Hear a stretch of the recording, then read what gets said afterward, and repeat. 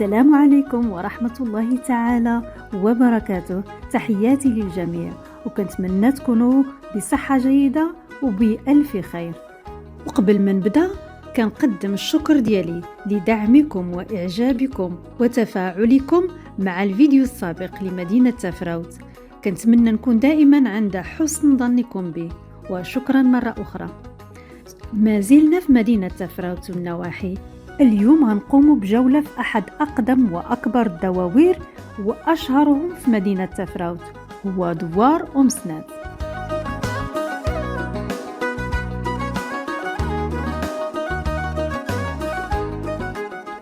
تحت جبل الكس والمنتمية لقبيلة أفلا وسيف ومن، وعلى بعد بعض الكيلومترات من مدينة تفراوت يقع دوار أم سنات.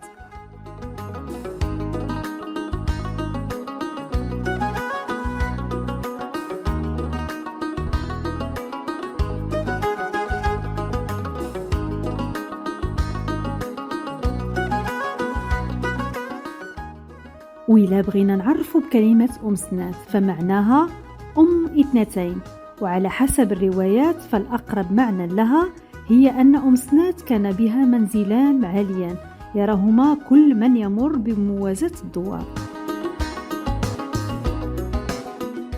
كيتواجد أم سنات في وسط واد أمن، وكيمتلك العديد من العيون المتدفقة من جبل الكس، مما جعل منها منطقة خصبة مليئة بالبساتين الخضراء وغنية بأشجار اللوز والأرجان والعرعار والزيتون والنباتات الطبية كالشيح والأريج والحلبة والزعتر. غنبداو الجولة ديالنا من مسجد إبراهيم الخليل، واحد من أكبر المساجد في المنطقة. تم تسميته بإبراهيم الخليل تيمنا بالنبي إبراهيم عليه السلام المعروف بلقب خليل الله، مما كيعكس ارتباط المجتمع المحلي بالقيم الدينية والتاريخية. هذا مقر جمعية أم سنات، وفيه تقام لقاءات واحتفالات سكان الدوار. وبما أن المنطقة معروفة بالعيون والمجاري المائية فهي تملك مياه صافية للشرب، وأنشئت هذه السقاية لتقريبها للمارين وللزوار باش يشربوا منها.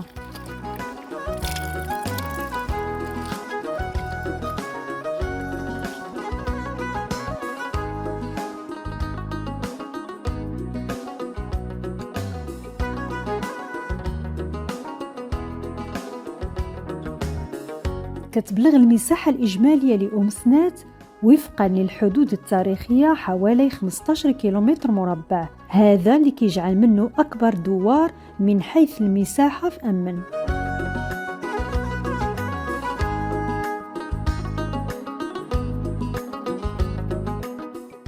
وحنا في طريقنا لزيارة أشهر منزل تقليدي في المنطقة والمعروف على الصعيد العالمي، كنلقاو هذا المنظر البانورامي الرائع. فتناسق الألوان الطينية مع الخضرة والجبال كيتجسد على شكل لوحة فنية غاية في الجمال.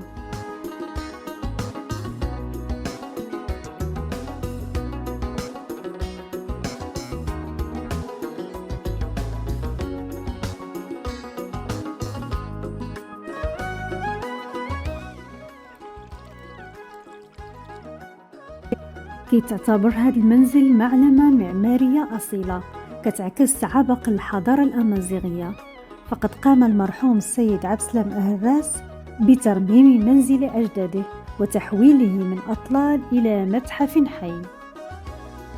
كيعرف الزوار المغاربة والأجانب على فنون البناء التقليدي وفنون العيش التي كانت سائدة في المنطقة خلال القرون الماضية.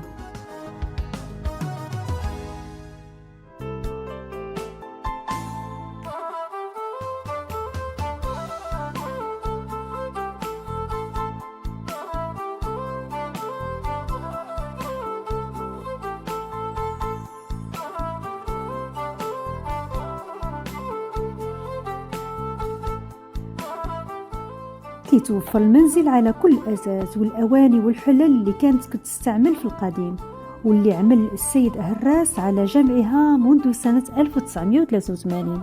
كان كيستقبل الزوار ديالو بكل ترحيب، كيعرفهم بتفاصيل كل مقتنيات المتحف وبطريقة استعمالها وبتجربة بعضها، وكيعرف مكان كل وحدة.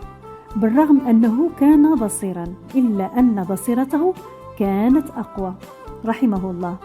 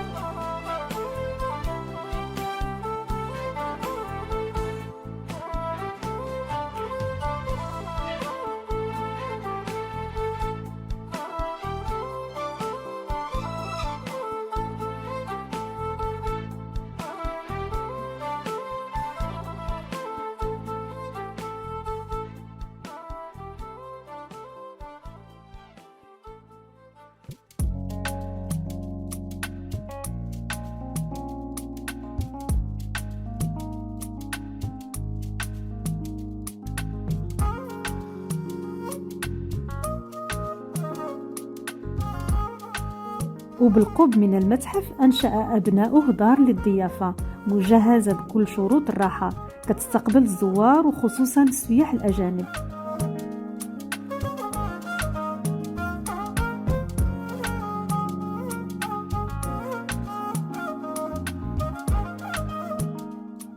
وكيكمل الآن ابنه السيد مصطفى أهراس بدوره الحفاظ على هذا التراث القيم. كيستقبل الزوار ديالو من بعد ما كيقوموا بالجولة في المنزل، فهاد الغرفة الدافئة الأمازيغية المليئة بالتحف والتاريخ بجلسة شاي عائلية.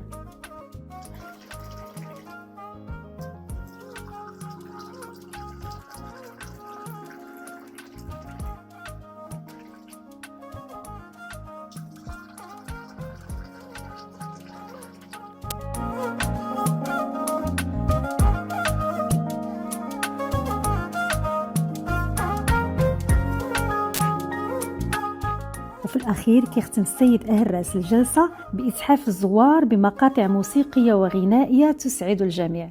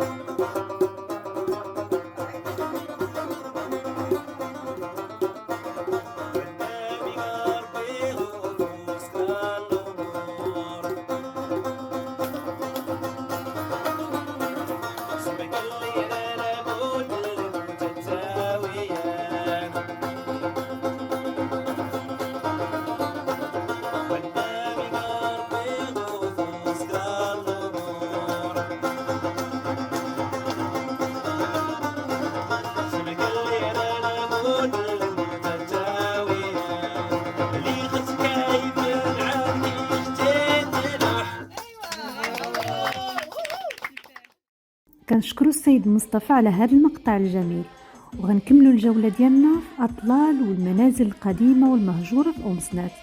هذه المنازل مبنية بالطين والحجر وبقيت صامدة لمئات السنين، ومعظم أهالي الدوار انتقلوا للعيش في سفح الجبل أو في الأراضي المنبسطة والقريبة من الطريق، وتخلوا على هذه المنازل القديمة لصعوبة ترميمها والوصول إليها.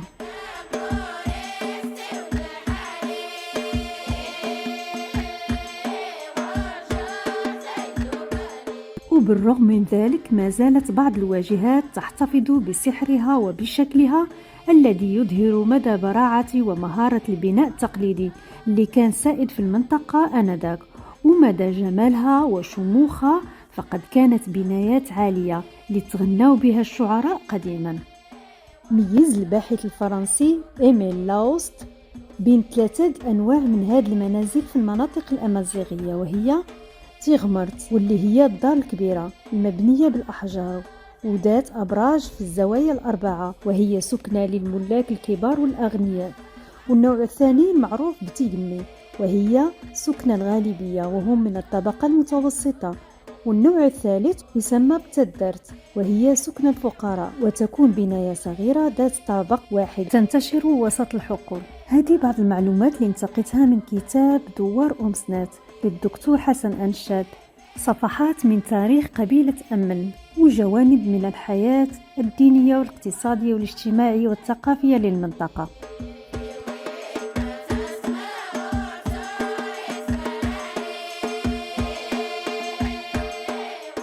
أكيد الجولة ديالنا في أمسنات وصلت للنهاية ديالها، ولكن في الحقيقة ما زالت هناك أماكن جميلة ما تمكنتش نزورها معكم في هذا الفيديو إن شاء الله مستقبلا.